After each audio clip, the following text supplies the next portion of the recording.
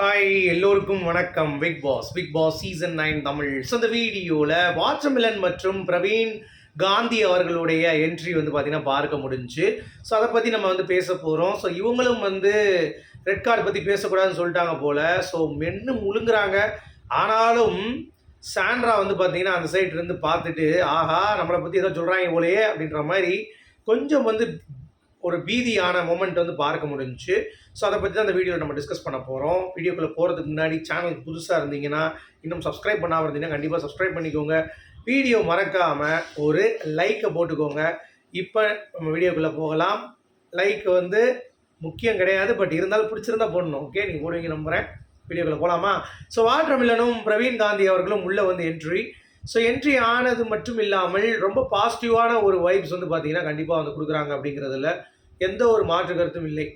பாசிட்டிவ்னா சும்மா கிடையாது. ஏலகன் காம்போ அப்படின்னு சொல்லிட்டு காணாவினத்து கூட கட்டி பிடிச்சி உள்றதா இருக்கட்டும். உள்ளே வந்தவொடனே நம்ம பிரவீன் காந்தி அவர்கள் இவங்க வந்து கவுண்டமணி செந்தில், நான் வந்து செந்தில் அவங்ககிட்ட ஒப்படைக்கிறேன் அப்படின்ற மாதிரி அங்கே போய் சொன்னதும், பிக் பாஸ் கிட்ட வந்து வம்புழுக்கிறதும், பிக் பாஸ் நான் உங்கள் நியூ இயர் விஸ் பார்த்தேன் சாசோ, வெளியே நீங்கள் வந்து பண்ணது எனக்கு பிடிச்சிருந்துச்சு, நீங்கள் அப்படிப்பட்ட ஆள், உங்கள் பேச்சை நாங்கள் கேட்குறோம்னு சொல்லிட்டு நான் ரொம்ப ஹாப்பி அப்படின்னா இங்கே பாருங்கள் வெளியுறவு விஷயத்தெல்லாம் பேசாதீங்க அப்படின்ட்டாங்க. சரியா? உள்ளே வந்தவங்க நேராக சபரி விக்ரமை வந்து கை கொடுத்து நீங்கள் நிஜமாக ஹீரோ ஆகிட்டீங்க அப்படின்னாங்க. கலாய்க்கிறீங்களா இல்லை உண்மையா அப்படிங்கிறது தெரியல. என்னை பொறுத்த வரைக்கும் பிரவீன் காந்தி வந்து பார்த்தீங்கன்னா ஃபன் பண்ணி விட்டார் அப்படிங்கிறது தான். அதுக்கடுத்து ஒவ்வொருத்தவங்களாம் வந்து பார்த்தீங்கன்னா பேசி எப்படி இருக்கீங்க, எல்லா ப்ராஜெக்ட்ஸ் நல்லா இருக்கான்ற மாதிரி வாட்டர்மெலன் கிட்ட வந்து பேசிகிட்டு இருந்தாங்க. ஸோ அது ரொம்ப அற்புதமாக இருந்தது அப்படிங்கிறது பார்க்க முடிஞ்சிச்சு. ஸோ வாட்டர்மெலன் ரொம்ப நாளுக்கு அப்புறம் ஒரு பாயிண்ட் ஆஃப் வியூவில் வந்து பேசுனது அப்படிங்கிறது எனக்கே ரொம்ப ஹாப்பி. ஏன்னா அவர் தான் வந்து ஒரு ஸ்ட்ராங்கான பிளேயர் அப்படின்ற மாதிரி நம்ம ஜட்ஜ் பண்ணியிருந்தோம். ஸோ எப்படியும் அவர் வந்து கிட்டத்தட்ட ஒரு 70-80 நாட்கள் இருப்பார்னு நினச்சோம். பட் 60 நாள்லேயே வெளியே அனுப்பிட்டாங்க. பட் இருந்தாலும் அவருடைய பங்களிப்பு அப்படிங்கிறது வந்து பார்த்தீங்கன்னா இந்த ஷோவுக்கு எப்படி பாரு வந்து ஒரு முக்கியமான ஒரு பர்சனோ அதே மாதிரி கண்டிப்பாக வந்து பார்த்தீங்கன்னா நம்ம வாட்டர்மெலனும் வந்து ஒரு சீசன் 9 ஒரு தூண் தான். அதில் எந்த ஒரு மாற்று கருத்தும் இல்லை.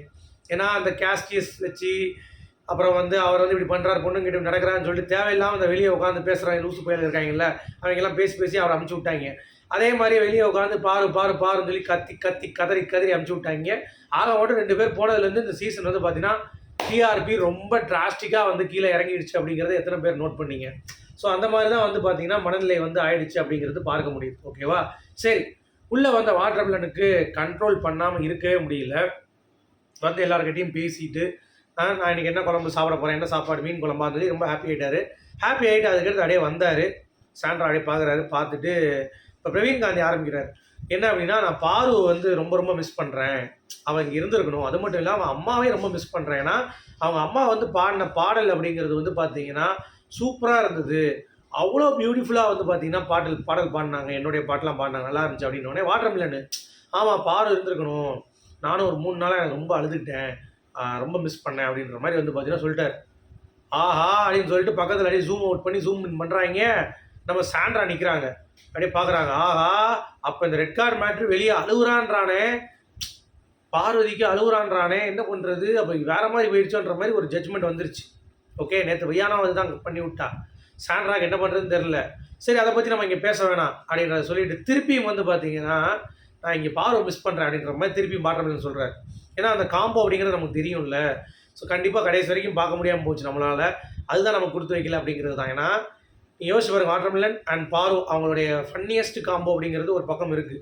அது நம்ம கடைசி வரைக்கும் பார்க்க முடியாமல் போயிடுச்சு. இந்த சீசனில் ரெட் கார்டு கொடுத்து அனுப்பிச்சிட்டாங்களே நாதாரி பசங்க. அவங்களுடைய டிஆர்பிக்காக இவங்களுடைய என்ன சொல்கிறது ஒரு நல்ல ஒரு பாண்டை இல்லை ஒரு கேம் இவ்வளோ நேரம் வந்து இவங்களுக்கு சோறு போட்டவங்கள தூக்கி போட்டு இந்த மாமா டிவி வந்து யாரை வச்சு ஃபைனல் பண்ணி கப் எடுத்துகிட்டு போய் போகிறாங்கன்னு தெரில.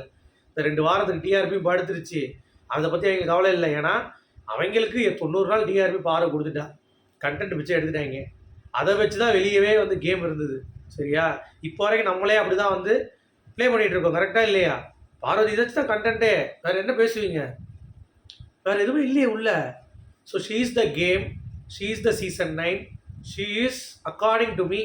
உங்களுக்கு யார் இந்த ஷோவோடைய ரன்னர் அப்படின்னு சொல்லி பார்த்தீங்கன்னா கண்டிப்பாக பார்வதி தான். வின்னர் வேணால் கணவனத்தை இருக்கட்டும், ரன்னர் பார்வதி தான். ஏன்னா ரன் பண்ணதே அவள் தான் அப்படிங்கிறது யாரெல்லாம் உணர்றீங்க அப்படிங்கிறத சொல்லுங்கள். மீண்டும் சூப்பரான அடுத்து சந்திப்போம். அது வரைக்கும்